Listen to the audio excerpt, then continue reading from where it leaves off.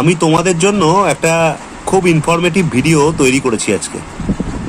দেখো, তোমরা যারা যারা West Bengal SSC school service কমিশনের পরীক্ষা দিতে চলেছো 9, 10, 11, 12 এই 7th সেপ্টেম্বর 2025 এবং 14 সেপ্টেম্বর 2025 ডেট ডিক্লেয়ার হয়ে গেছে।